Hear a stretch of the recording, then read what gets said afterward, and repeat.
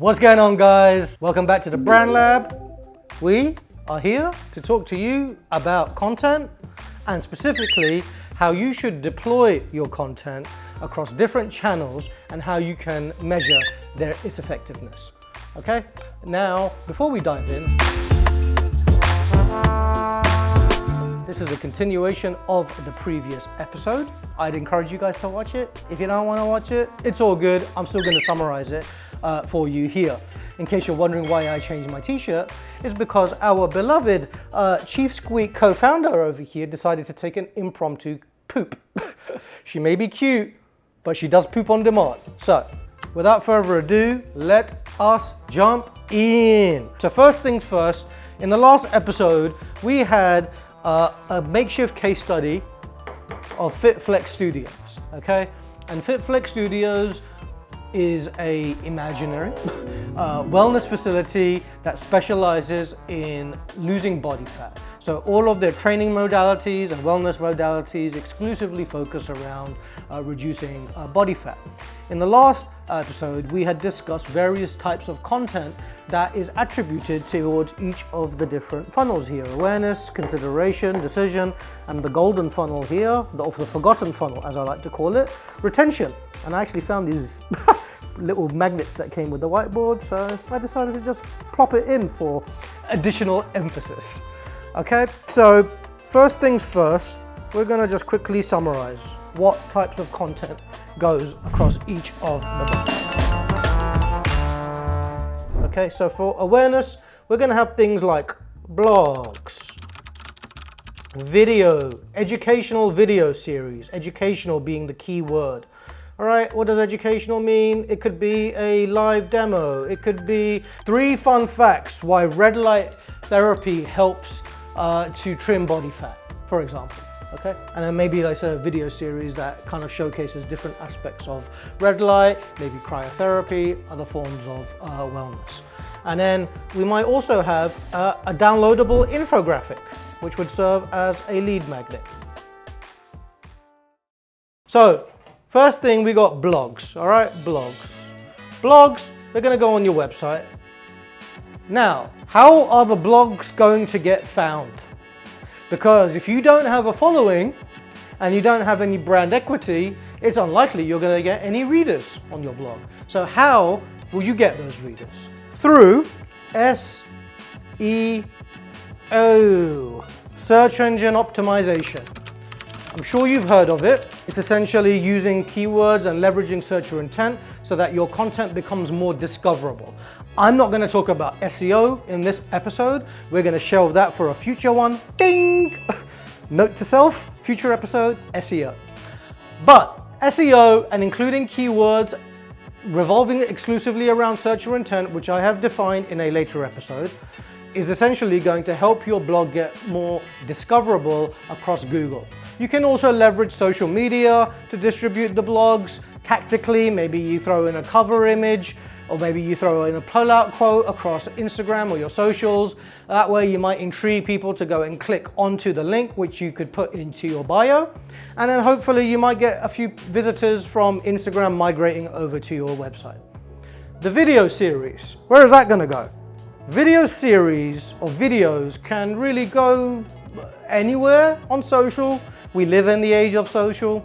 I strongly recommend YouTube to a lot of our clients that come to our creative agency. I'm going to call it YT real quick for short. The reason why I like to go after YouTube is because one, it's largely underutilized. That's first. And number two, as you may recall from other videos that I've done, I follow HubSpot. I regard them as the go-to resource for all things marketing. HubSpot says that a subscriber on YouTube is arguably the most valuable subscriber across any social. Why is that? Because if I'm subscribed to a channel on YouTube, I am likely dedicating my time to actively go and search for said user's content. All right? I am not going to Instagram, for example, and actively searching for @ABC Wellness Facility. I'm just not.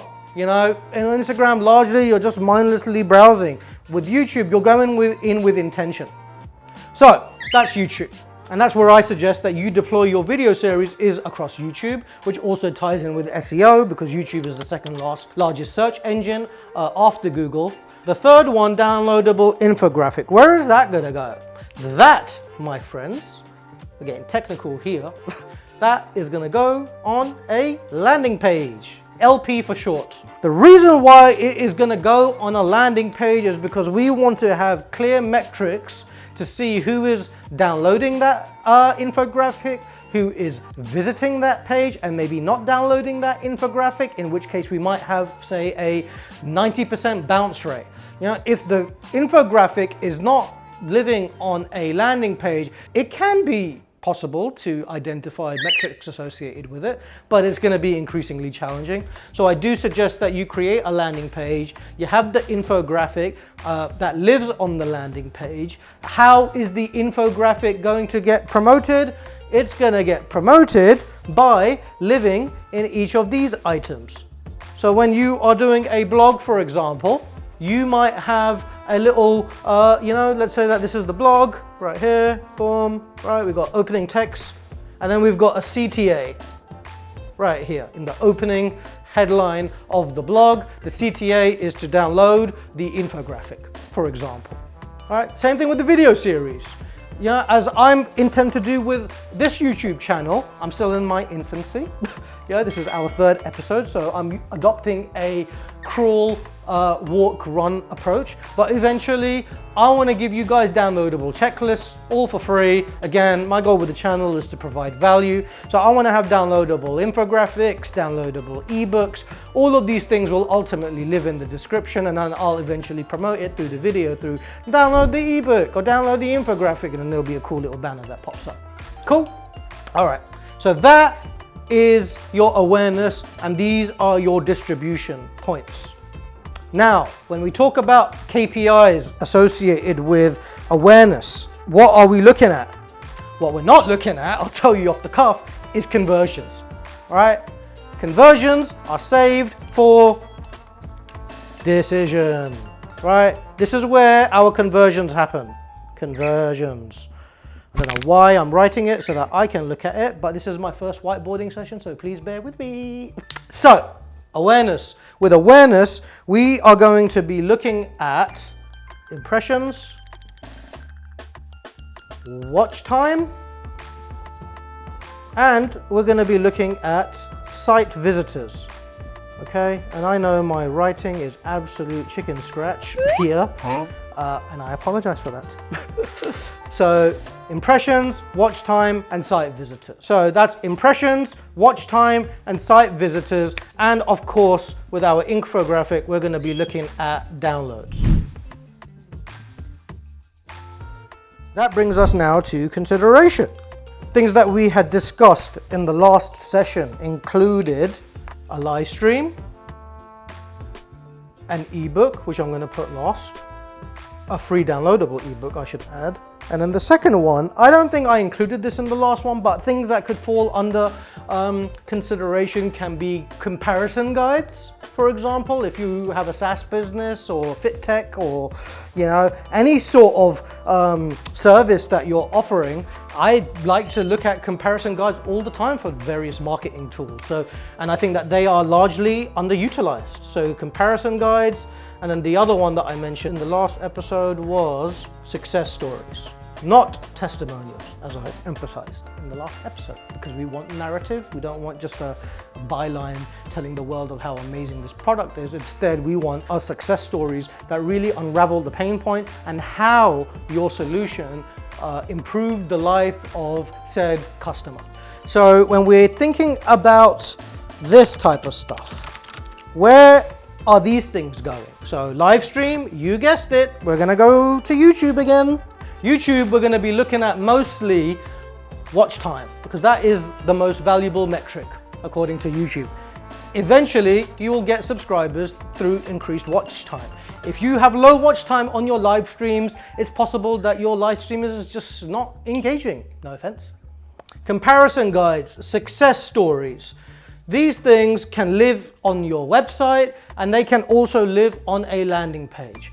On these ones, we're gonna be looking at things like click-through rate, because that generally indicates that a user has clicked on some sort of link to reroute them to the website.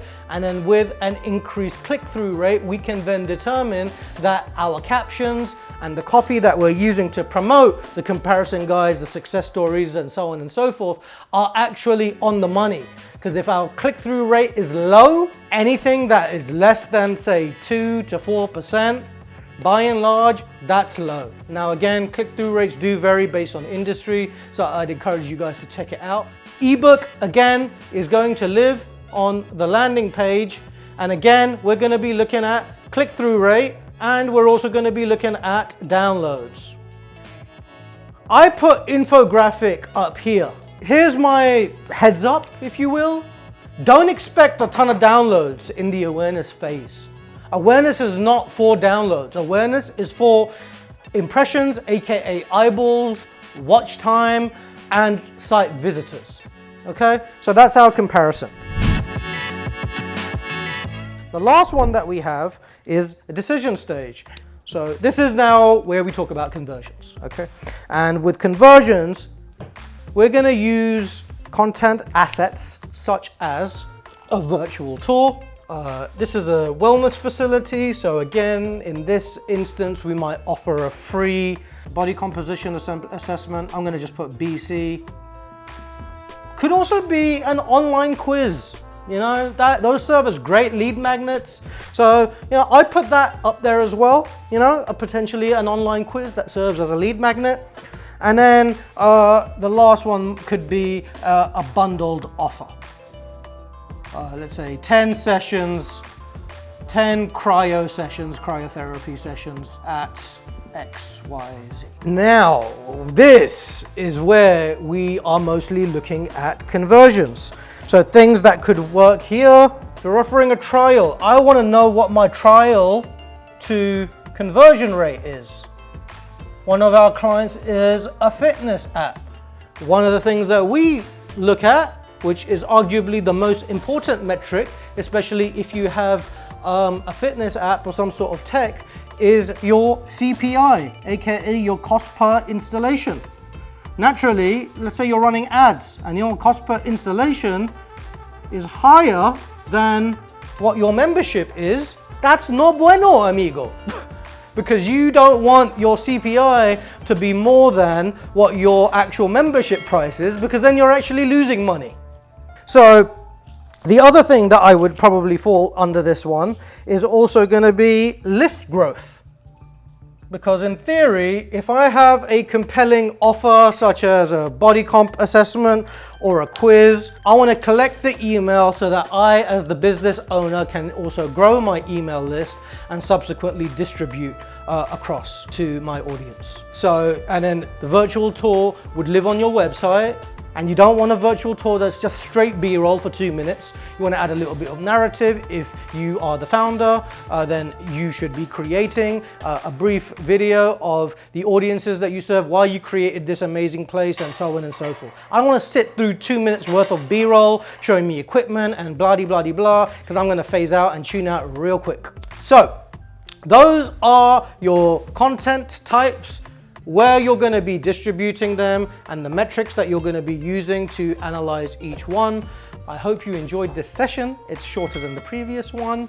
If you did, please give it a thumbs up, like, comment, subscribe, all of that jazz, and I'm going to be back with more real soon. For now, thanks a lot for tuning in. I'm Rez. Pikachu's over there doing her own thing. I can hear her squeaking away.